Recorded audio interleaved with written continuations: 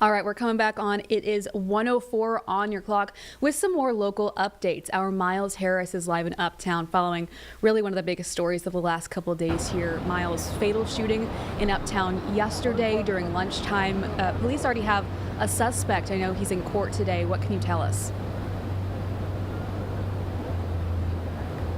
Yeah, like you said, Julie, he's expected to be in court really within the next 30 minutes or so. But one of the things that we really wanted to follow up with today is, like you mentioned, just how popular this area, this alley is over here in Brevard Court, and just kind of catching a vibe to see really how much foot traffic we're used to seeing here and if it's still there.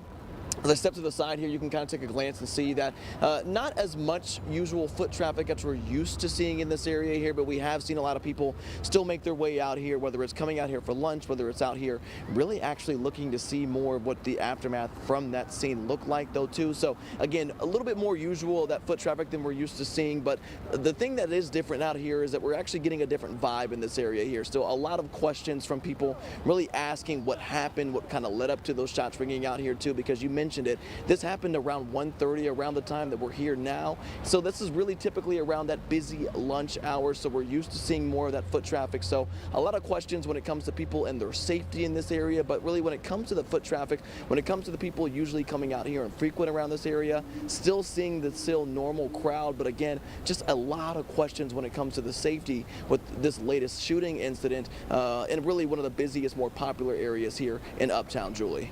Yeah, of course, Miles. And we've had multiple very public instances of violence in the past couple weeks. Have people mentioned just an overall increased sense of awareness because of all that?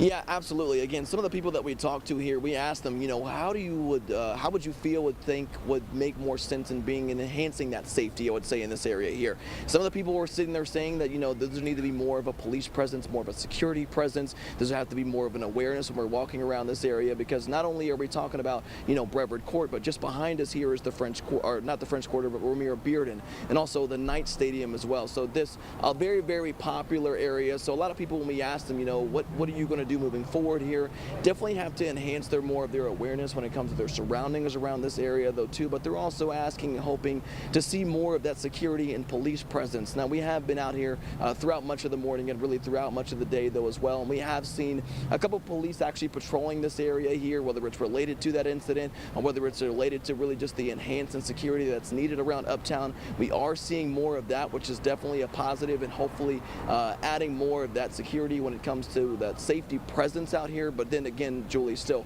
a lot of questions about the enhance and the increase when it comes to the shootings and the incidents and the crime that's really happened really throughout Charlotte here within the last couple of weeks. Yeah, Miles, absolutely. This is kind of wrapped into a larger conversation about safety in Charlotte, especially those busy areas as we head into the weekend. And I know, like you mentioned, in the next 25 minutes or so, that suspect is going to be in court. Anything in particular you're paying attention to at that appearance, and anything we need to know about the suspect?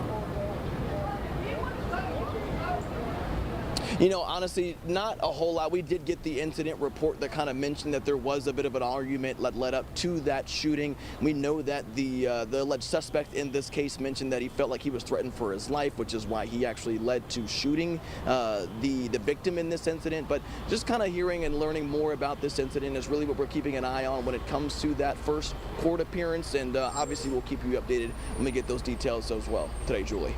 All right, Miles Harris, thank you so much for following this for us. You can find him again at 4, 5, and 6. Miles, thank you.